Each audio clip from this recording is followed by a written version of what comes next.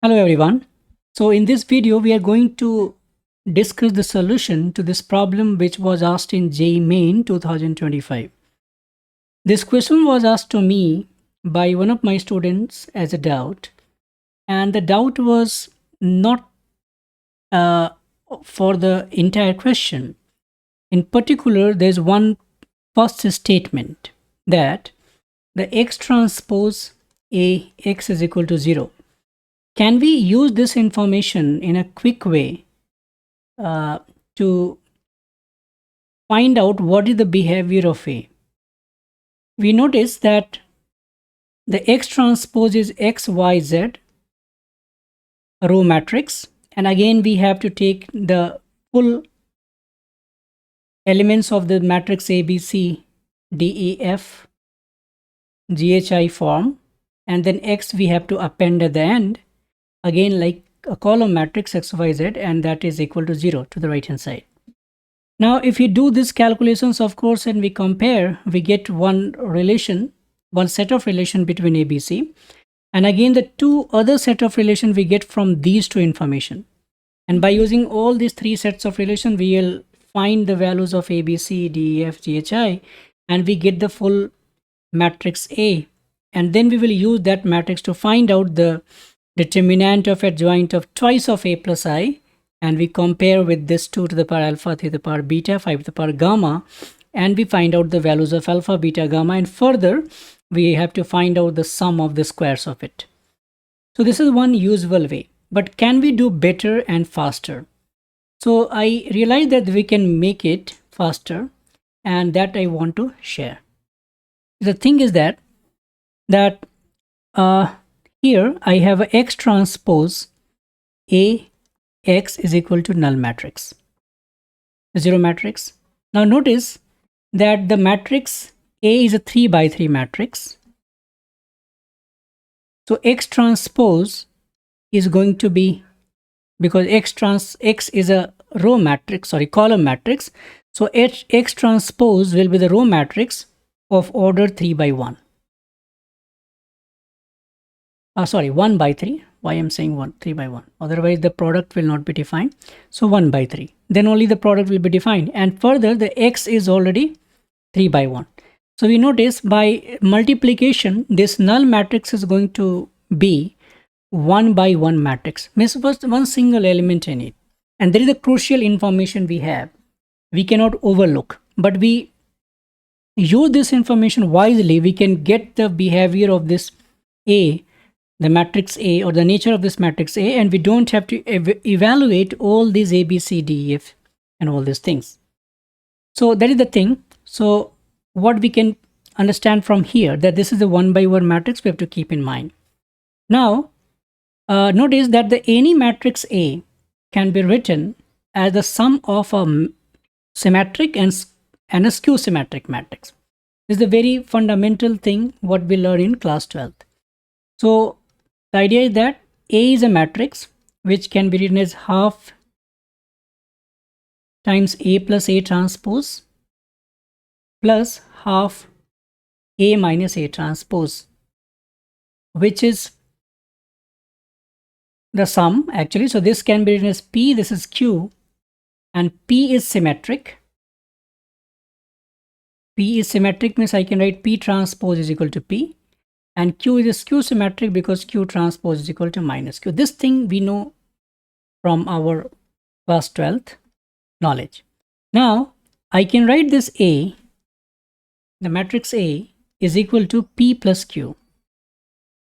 And I'm going to impose this X transpose and X over this A, both hand sides.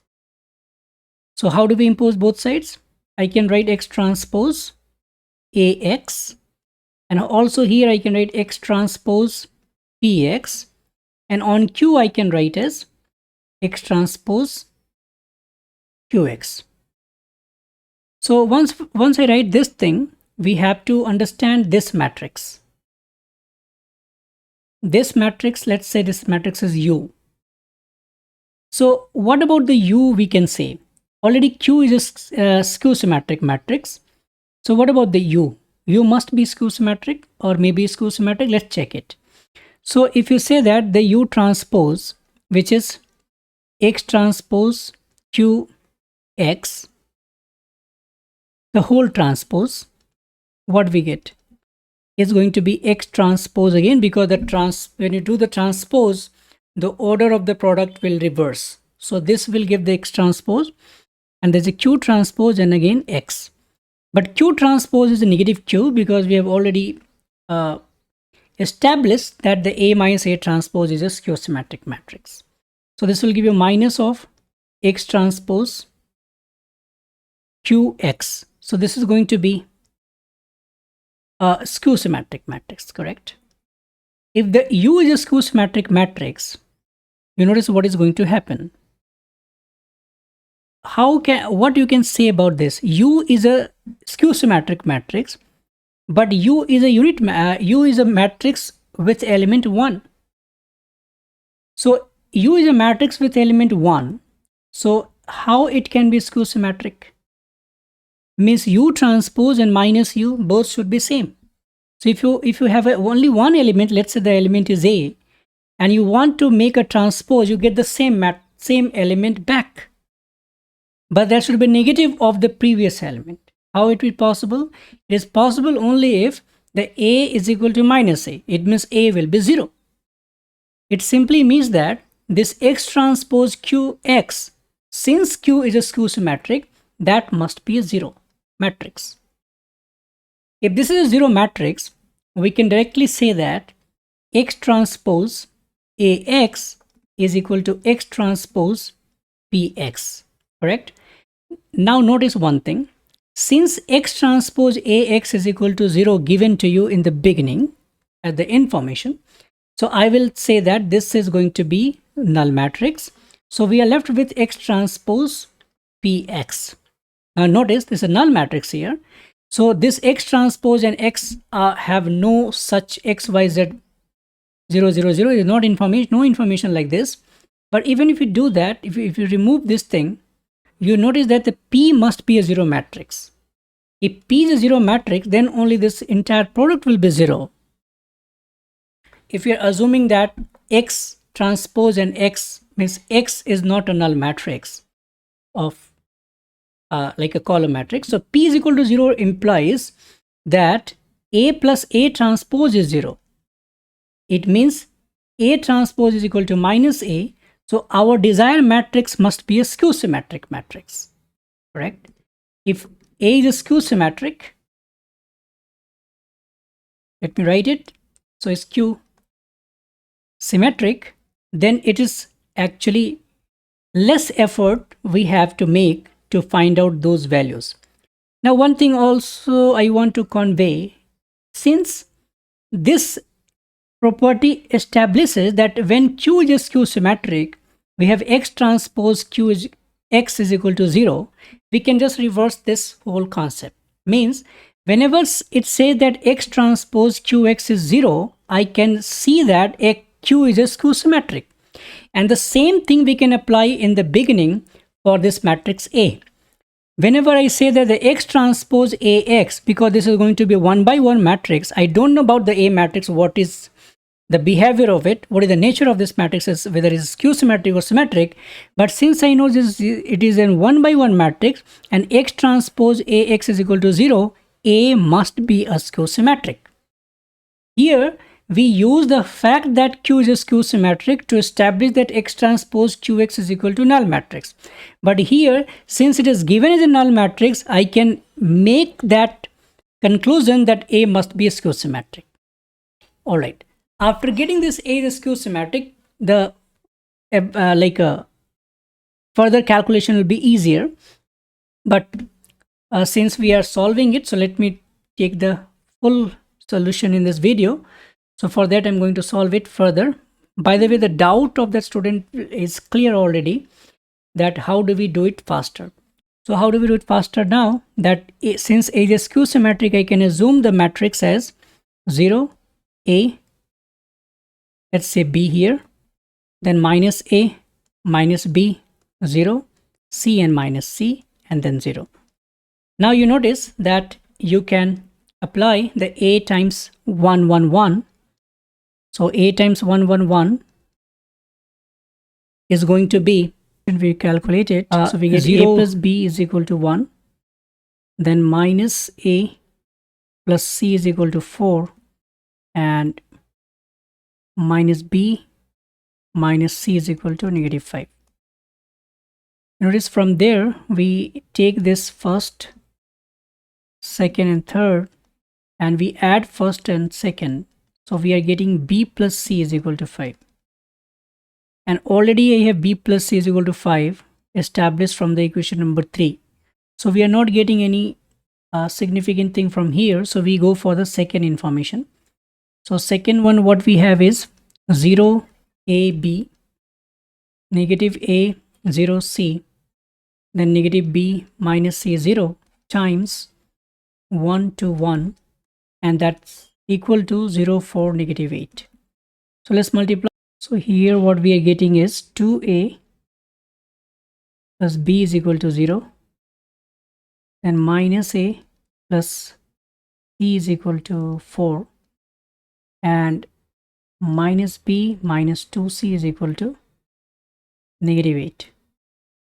So you notice if I solve these things, I've solved already. So I'm getting a is equal to minus 1, b is equal to 2, and c is equal to 3. And it will satisfy, you see, a is equal to minus 1, b is equal to 2 is 0, and then it's not hard to solve it. After getting this thing, we have the matrix in full, that is going to be minus 1, sorry, this is systematic, so 0, minus 1, b is 2, and c is 3, then 0, then 0, 1 here, minus 2 and minus 3. This is the matrix I have. Now I have to find out the determinant of,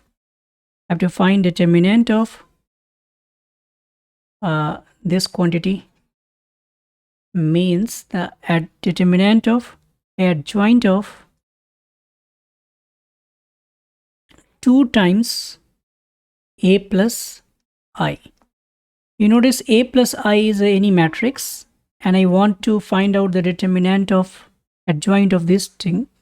So we can just assume that this is a matrix here, and I'm interested to find out the determinant of adjoint of this. So I can write the determinant of twice of a plus I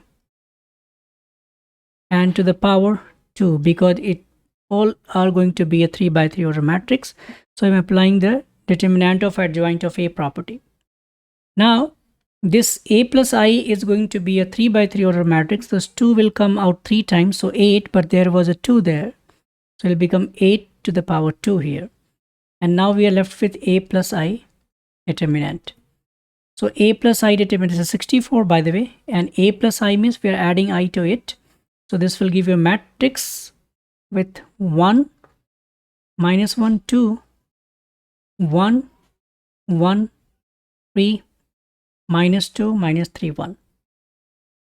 And when we find the determinant of it, we get the final answer what we are looking for. So that is going to be what? The determinant of this matrix is, if you calculate it is correctly, what we get it here is 15. So this is going to be 15 here. No, okay. And this is 2 to the alpha is 6, beta is 1, and gamma is 1. I forward this square there, so that's be 15 square here. So 3 square, 2 square. So that's going to be 2, and this is going to be 2. So 4 and 4 here. So that's going to be 44 as the final answer. Alright, so that's all for today. See you in the next video with some other such questions and its solution. Stay math active.